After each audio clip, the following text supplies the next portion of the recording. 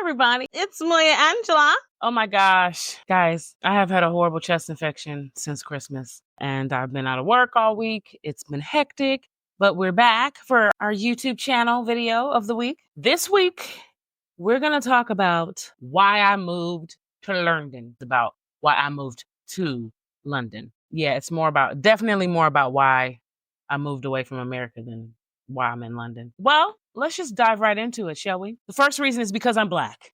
Okay? I know that racism is everywhere in the world and that we can't discriminate racism to just one country.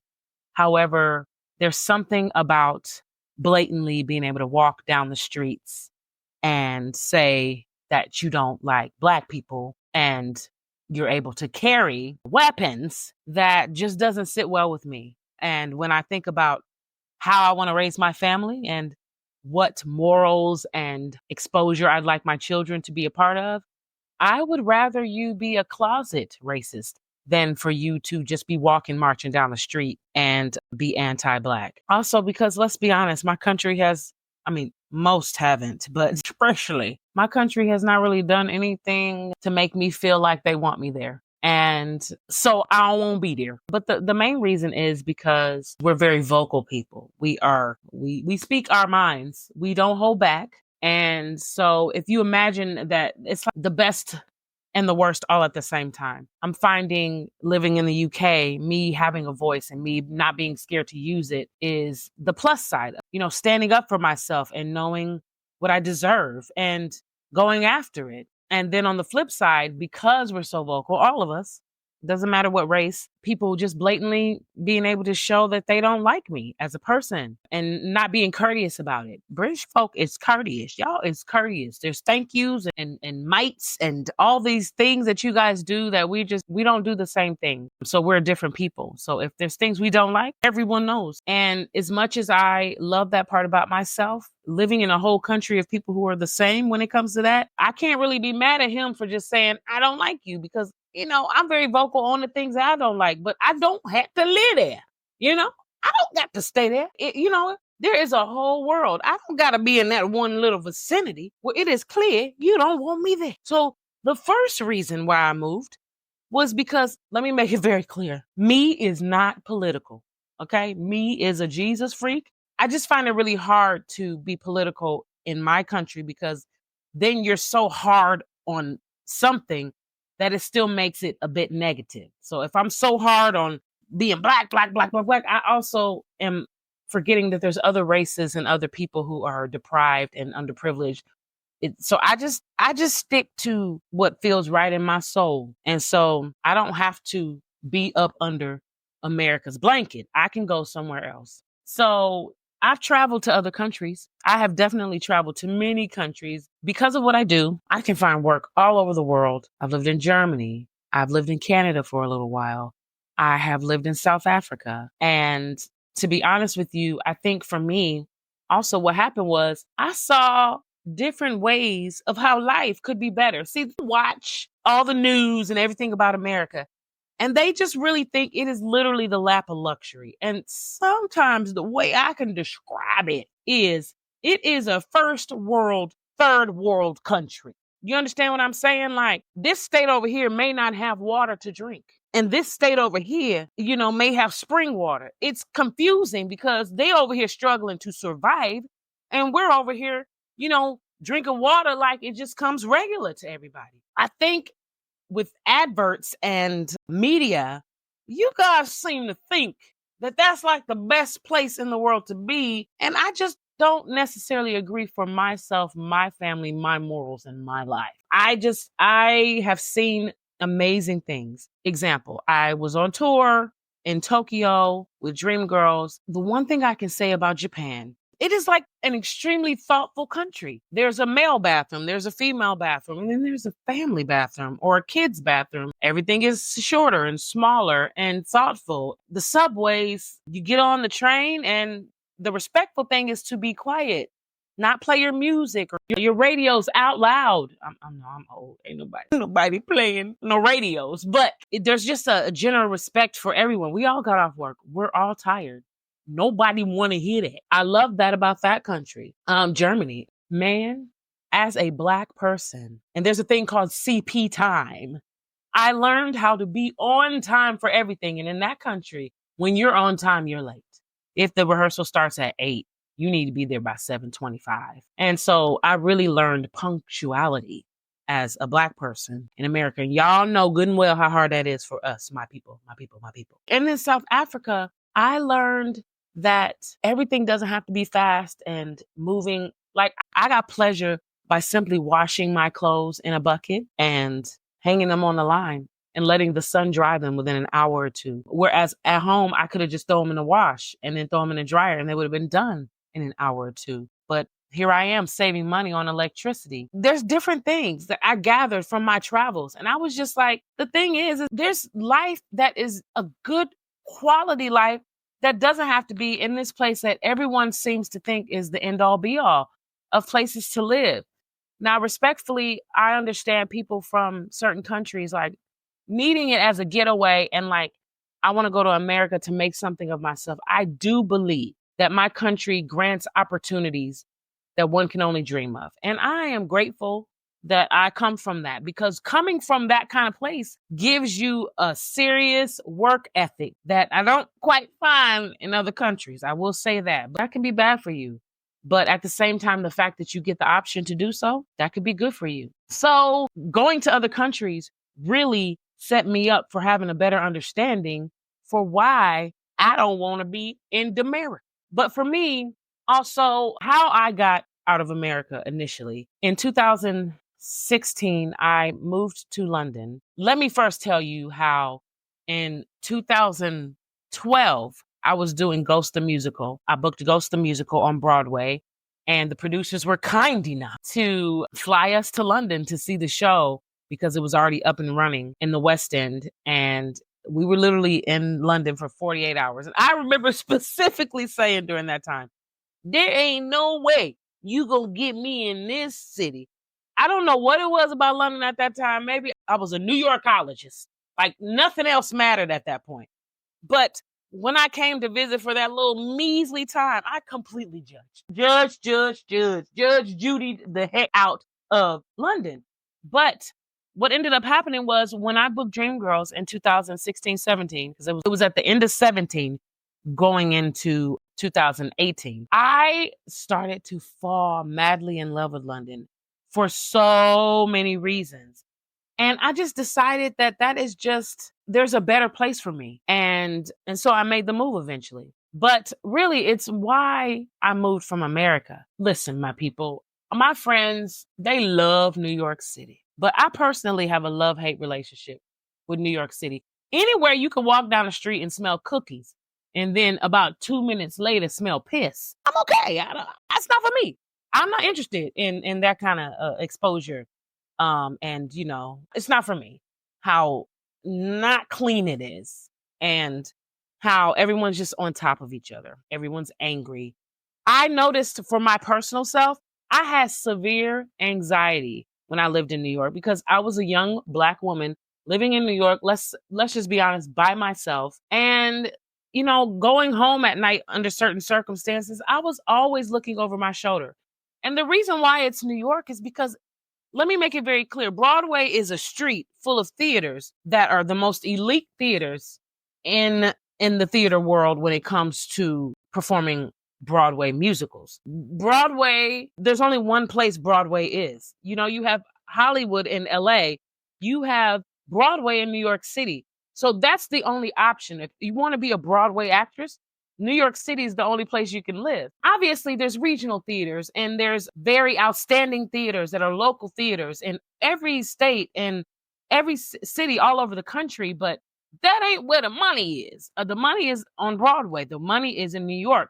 And so in order for you to really get what you need out of being a Broadway performer and out of pursuing your career and going after your dreams, you have to live in New York City. There's no way around it. I moved to New York when I booked Dreamgirls in 2008, and it was just tough. I remember after Dreamgirls closed, I went to Vegas for a little while and did Lion King, another version of the Vegas company of the Lion King. And then I moved back to New York and it just felt wrong.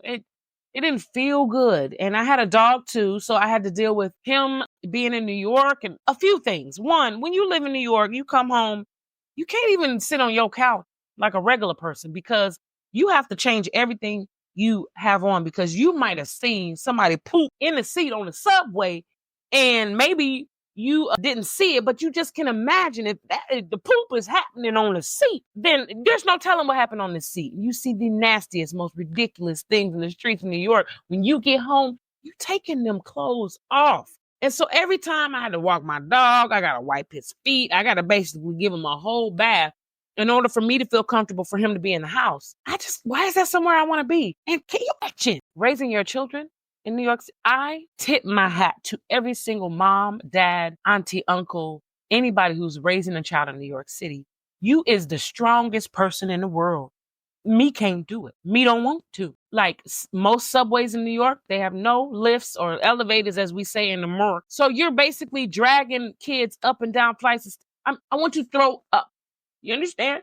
I want you to throw up. It is not somewhere that I can imagine being. And since that's the only place I can be, then that's what I had to do. So I moved there and everything was just topsy-turvy. And then I booked Dreamgirls in London and I started to really fall in love with being somewhere else. And I started to feel like I outgrew my own country. Like I outgrew its attitude. I outgrew its energy. I'm not saying like there's so many opportunities in the US, but I outgrew the ones that I felt were right for me. If you're going to go over here and you blend in because there's 80 million people doing the same thing you're trying to do, doesn't it make more sense to go over here where you stand out and you look like someone very special in your line of work?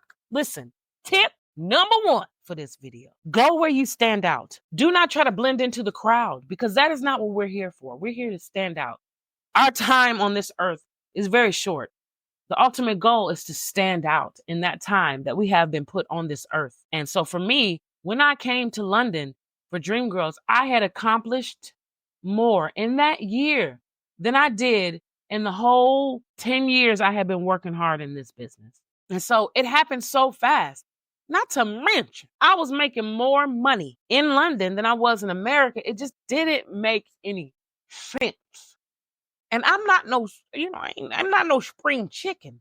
So, I had to start to consider marriage and babies. And I just couldn't see myself doing it in New York. Some of my friends, like 65 years old, with flatmates and roommates because they still can't afford to live in that city, but they love to be on Broadway. So I was like, you know what? I have had a taste of the West End. And so I'm going to go somewhere else and grow my family and grow myself and live a better quality life for myself and for the family that I will create.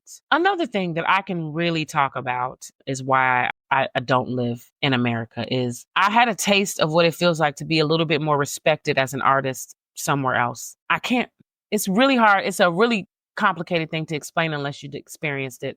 I'll give you one story. I went to Tokyo. Listen, I love me some Japan. Anytime I have the opportunity to go, I'm going to go. I've been twice. I will definitely be thrice.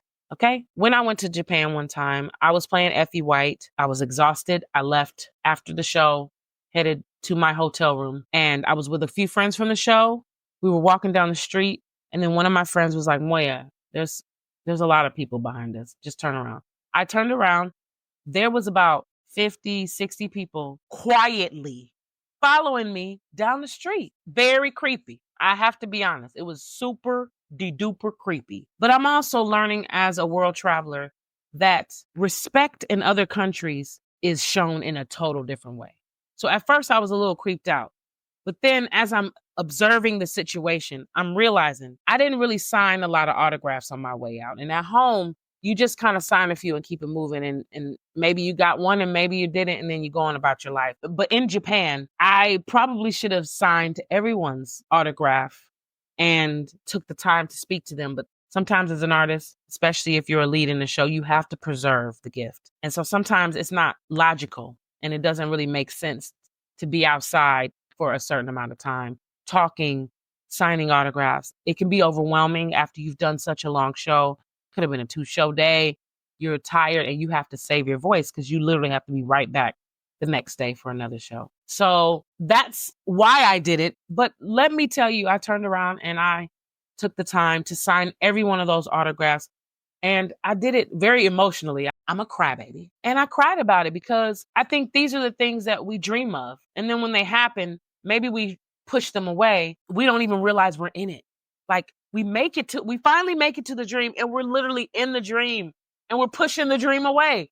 No, we begged for this. We prayed for this. We wrote this on our dream boards.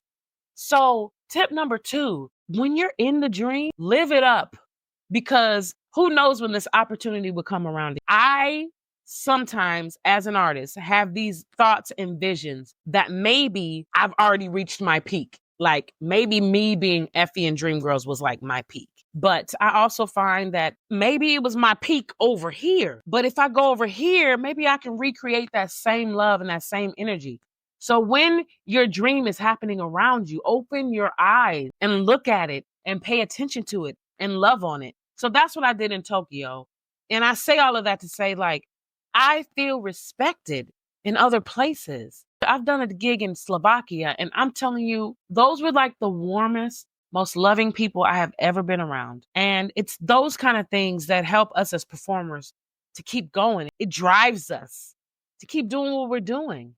And so I don't want to have to take that for granted. And I feel like because there's so many people doing it at home, that a lot of us, we take it for granted. And even the people who needed to survive off of our songs during the pandemic don't even give us the credit that we deserve because of the brightness and love and light that we gave them because of the work we put out there. And I think it's just because we're so used to it that we're not loved on like that. But I felt loved on and respected in so many other places. I can't find myself taking anything less than that. And so that's another reason why I no longer wanted to live in America. I talked about this earlier.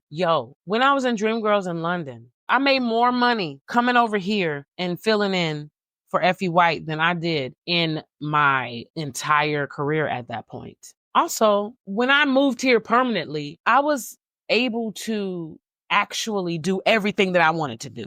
For instance, within the first year of me moving back here, and that's the thing, it's like if you put your work into it, it's going to come back. But within the first year, I put all these things on a dream board and I said, okay, these are the things I'm shooting for. I'm telling you, within the first 6 months, I was doing voiceovers, I was writing music, and I was on my way back to doing The Lion King. I had 3 jobs and I was making so much money at that time. And I'm not saying this to brag. I'm just telling you that it had made no sense why I was a struggling artist, barely able to make and pay my rent. And I was a Broadway performer. But then when I came to the West End, I was a West End performer, I was a published songwriter, and now I'm a voiceover artist. All things I've dreamed of. I guess what I'm trying to say is you can't do everything in one city at home. So for me, being able to do everything in the same city, mind blowing. Which is why I was back and forth from LA and doing this or doing regional theater. And because I had to go where the money was. Where here, I live in one place and the money is just surrounding me. So look, tip number 3, go where the money is. I think it's important to do that at one point in your life. Like, I'm not saying like always follow the money because it's not a smart idea, but I followed my heart and I wanted a boost in my career. And so it brought me here. And I am very happy that I took the opportunity to believe in myself enough because I think I stopped believing in my ultimate goal after a while because it just seemed so far-fetched at home. They have this thing called the American dream. And it's not for me because I had all of these American dreams and none of them were coming true like I felt like I deserved and I needed. And so it's almost a false narrative for some people. It's not for everybody doesn't get an American dream. And I believe that there is also, I think we need to expand our minds and not put so much pressure on one little place that's actually not even fulfilling the promise that it's coming across saying it does. And so, tomorrow is not promised. And so I just didn't have time to be worried about if that was going to work out for me. It It didn't feel right to have to do that. So I followed my gut and I jumped during the pandemic, which is really could have been the stupidest or the smartest move I ever made. And honestly, I just have to say it was the smartest. I feel good. I feel at peace away from there. I feel safe. Can we talk about that? Why I moved from America? I didn't feel safe. I didn't feel like I could be fully protected, you know? And so, yes, all of these are reasons why I moved. I think in the next video, I'm going to chat about the 10 reasons why I'll never move back to America and be more specific in all of the things that brought me here to the UK, because there's some very specific things that brought me here that will never change and that I won't get. Well, my light is basically telling me this video's over. As you see, it's flashing. So thank you guys so much for tuning in. Please like, subscribe, share this channel with your friends, put them on your page, love on me. Please, I need subscribers. We are looking for subscribers. But thank you so much for tuning in today. I'll see you guys next week. Absolutely. Bye-bye.